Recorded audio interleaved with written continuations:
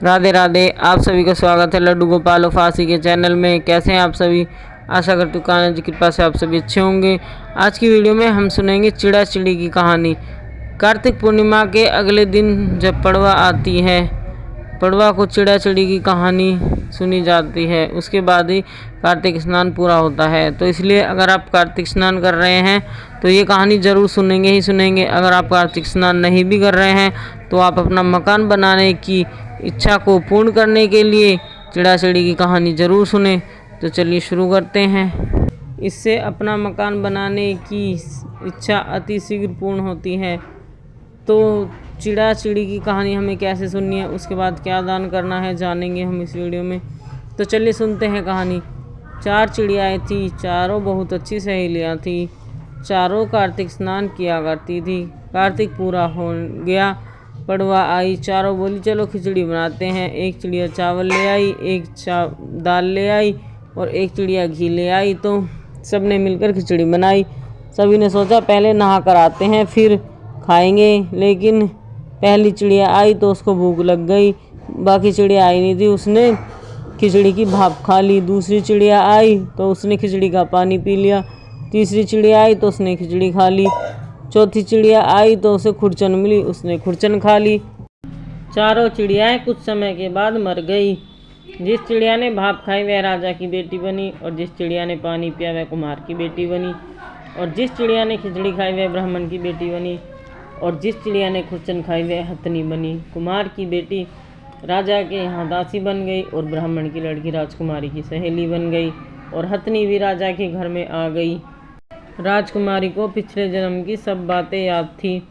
जब उसकी शादी हुई वह ब्याह कर जाने लगी तो राजा से बोली, पिताजी मैं अपनी सहेली और अपनी दासी को साथ लेकर जाऊंगी। राजा ने कहा ठीक है ले जाओ। वह फिर भी जाने को तैयार नहीं हुई। राजा ने कहा तुम्हें अब क्या चाहिए? वह बोली मुझे हथनी चाहिए। राजा ने नौकर से कहा हथनी को बुलाओ के ले आओ, लेकिन हथनी नहीं उठी। राजकुमारी खुद हथनी के पास गई और पिछले जन्म की सारी बात उसके कान में कह दी, जिसे सुनकर हथनी खड़ी हो गई। राजा ये सब देख रहा था। राजा ने तलवार निकाली और कहा बता तू कौन है जो तू हथनी से बात कर रही थी? तू मेरी बेटी तो नहीं है, तू कोई बहरूपिया है। जल्दी बोल वरना मैं तेरा सिर काट दूंगा। तब राजकुमारी ने अपने पिताजी को पिछले जन्म की सारी बात बताई और उसने कहा मैं यही हथनी को बता रही थी, मुझे पिछले जन्म की सब बात याद है। राजा ने कहा कि अगर कार्तिक नहाने का इतना फल है तो हम भी कार्तिक नहाएंगे और खूब दान पुण्य करेंगे। तब राजा रानी के साथ कार्तिक स्नान किया, खूब दान पुण्य किया। राजा का धन धान्य खूब बढ़ने लगा। राजा की कीर्ति चारों ओर फैल गई। हे भगवान, जैसे आपने राजा और राजा की बेटी का उद्धार किया वैसे सबका का करना। कहानी कहते सुनते हुंकारा भरते हम सबका करना। बोलो राधे राधे। अब सुनेंगे हम गणेश जी की कहानी। हमें किसी भी कहानी को सुनने के पहले या बाद में हमें गणेश जी की कहानी ज़रूर सुननी चाहिए। तो चलिए शुरू करते हैं। एक बुढ़िया माई थी, मिट्टी के गणेश जी की पूजा करती, रोज़ बनावे रोज़ गल जावे। एक सेठ का मकान बन रहा था। बुढ़िया माई बोली मेरे पत्थर के गणेश गढ़ दो। राज बोले इतने हम तेरा गणेश गढ़ेंगे, इतने हम अपनी दीवार न चिनेंगे। तो बुढ़िया माई बोली राम करे तुम्हारी दीवार टेढ़ी हो जाए। अब तो उनकी दीवार टेढ़ी हो गई। चिन्हे और ढा दे, चिन्हे और ढा दे। शाम को सेठ आया, बोला सुबह से कुछ काम नहीं किया? बोला काम तो किया था, लेकिन एक बुढ़िया आई थी, बोली तेरी दीवार टेढ़ी हो जाए, जब हमारी दीवार टेढ़ी हो जा रही है।